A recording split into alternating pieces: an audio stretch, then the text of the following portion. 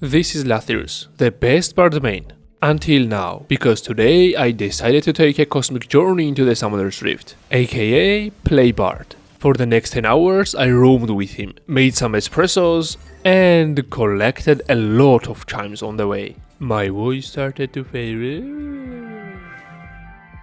My plan, roam around the map, research, and continue roaming the map anyway. Right now I am in Diamond 4 and my plan is to not demote in Emerald. Yet my tiny history with Bard tells me it's gonna be easier said than done. Bard can't be contained in a mini guide, but I will do my best. You should play him support, with either Electrocute or Guardian, although Electrocute is much better since it was buffed a month or two ago. Your core build is this, but honestly, build anything, it will probably work. Bard operates on a higher plane of existence, far beyond than a mere human comprehension, and as a higher being, you want to be a jungler 2.0. Staying on lane as Bard? Ooh, brother, who does that?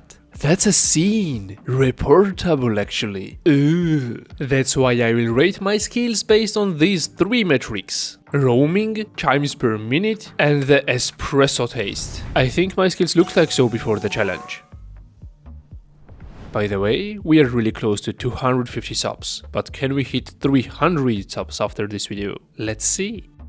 Starting my magical journey, my first reaction to playing Bard was fuck laning. I let chimes decide my path, and even Rel's magnetism could not drag me back. I was running up and down delivering espressos, but I never received a tip. Looks like they are USA exclusive. Ha ha ha. Roaming feels like a chore on most of the champions, but with Bard it's super chill and relaxing. You go around the map, collect chimes, and chill with the celestial music. Sometimes I would encounter a fight on my way to chimes, tax a kill or two, and then go on my way again. Other times I would arrive on bot to tax the lane. ADCs never understood my playstyle, but could I blame them? Neither did I. That's the burden of being a supreme being. I'm not even joking. I roamed the fuck out of the map for the first few hours non-stop. Sometimes I ganked top, sometimes mid, and sometimes I just harassed the enemy jungler. No matter what, someone was screaming support diff. My ADCs would probably do so if they knew they had a support. I guess that's how you win games with Bard. I dominated the lane in my first game. I played really supportive, but we lost. Then I supported everyone but bot, and I won the next 3 games. Even OPGG says my laning score was 59-41 in the first game, and such absurdities in the next 3. Yet the results tell a different story. This proves Bard is truly beyond the simplicity of laning, and me being so good with him fed my confidence beyond your average American obesity level. My skills? Great.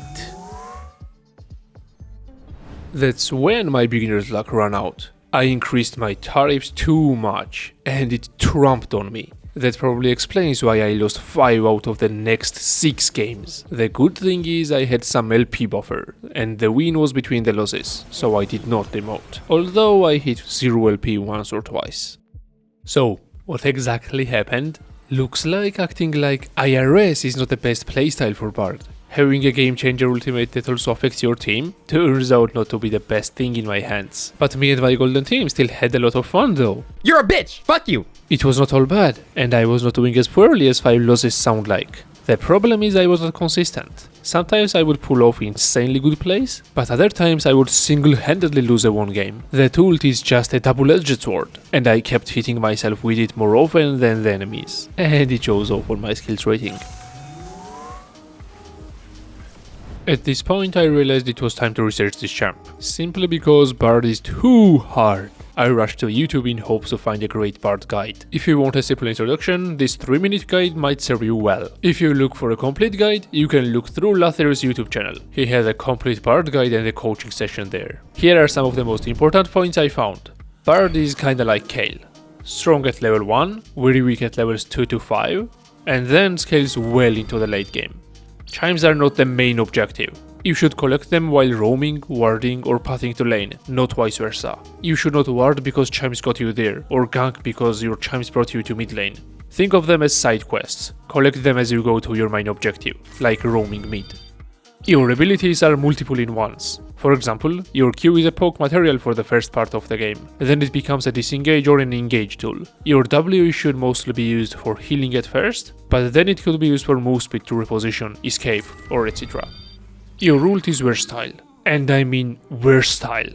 If you are being engaged, you can ult their backline to win some time for chunking down their frontline and waste their engage. If you have insanely good coordination or great assassins, you can ult their frontline and get a direct access to their backline. You can also pick off position enemies with it, which I found the most surprising, because I expected the enemy would reposition around it. But no, you usually get a free pick. You can also use it for zoning, escaping, or accidentally throwing the game.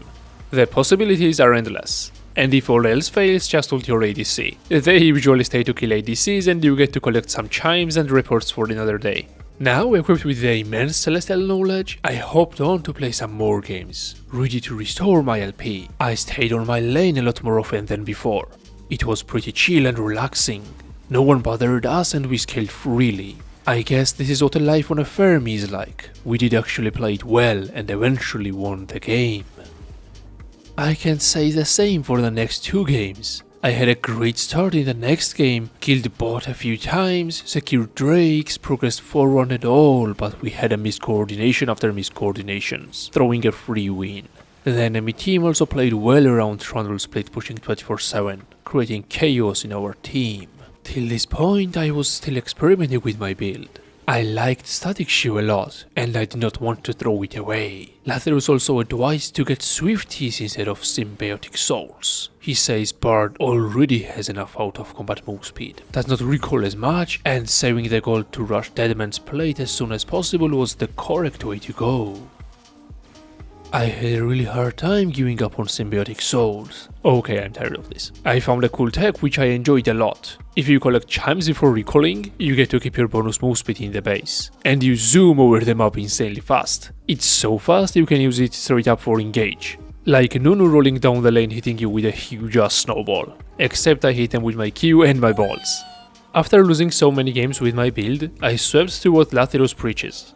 Deadman's plate into Swifties into Wheat Sand. I instantly found myself doing a fair bit more damage and being quite a bit tankier as well. This helped us secure bot, but the top lane experience hit us soon. Looks like the younger wind beasts over the Elder Storm. Quite a bit. Stabilizing that lane took so much effort we lost everywhere else. I think I was doing all I could. I really liked my performance in this game. I could tell I was becoming a lot better than I was initially. Take a close look how I initiate a fight here. We lost it because of our miscoordination, but why should you take a close look? Because apparently I was playing slightly zoomed in for a while now. Zooming out and looking at a bigger picture made me realize this Yasuo was bringing a knight upon us all, and we lost shortly after. Despite this, I think I'm fairly skilled with BARD by now. I started to combine my personal experience and Lazarus tips to achieve the true cosmic scale of gameplay quality. Now my portals led to the skies of heaven. Same buddy, same. I got some more plays around the map and accumulated a lot of gold by not having to buy boots, potions and control wards either, giving me the advanced plate at 930, full item earlier than almost everyone else in that game. I was pretty tired already, so I BARD W'd myself IRL to keep going. It gives me just as much energy as my in-game espressos. With that energy boost I played around my team. But Alex, you just killed your ADC. Broski, if you did not realize it yet, ADC was never part of my team. My intentions are beyond your comprehension. A bit later I caught Riven off, and ulted Nunu and Kiana at a choke point to make sure they can't escape. I cut off their escape route and they surrendered right after. In the next game I had a random ADC, so I had to stay on lane initially to not make her tilt a lot. This made us lose the laning phase, since BARD is one of the weakest supports for laning. It all changed once I started to roam around. I made a strong comeback, took a few kills and plenty of assists, and found a place in the game for my celestial ass. Jinx still got tilted and decided to rage split for a while, making the game fairly difficult. Later she joined us and we won this game too.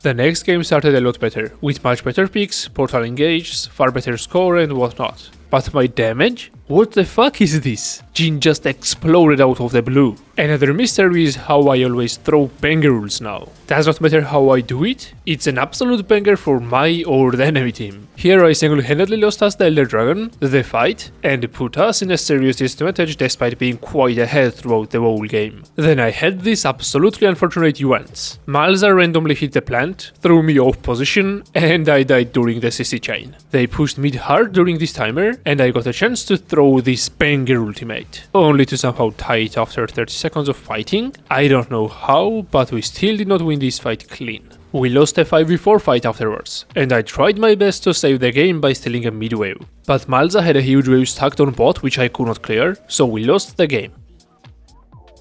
I might have flipped an ult or two, but I think I still played this game above average. I would say my skills look like so at the end of the challenge. Overall, I won 7 and lost 9 games counting only ranked ones. Not the greatest result, but I thought it would be worse to be honest. Did I become good? Comment below, or 3 of you BARD mains, what I think of him? You are missing out a lot if you don't play BARD from time to time. ADC mains will hate me for saying that, but give them something to suck on and they will chill out. By the way, I am working on a huge ADC project where I will play every single ADC throughout 35 hours. Why am I killing my ADC audience then? Only a fellow BARD player would understand. Subscribe if you don't want to miss out on it. Did you like the video? Then drop a like. What would you like to see next? Let me know in the comments. I read all of them, consider the ideas and plan my future videos around them. For now though, that's it. Thank you for watching, and I will see you in the next one.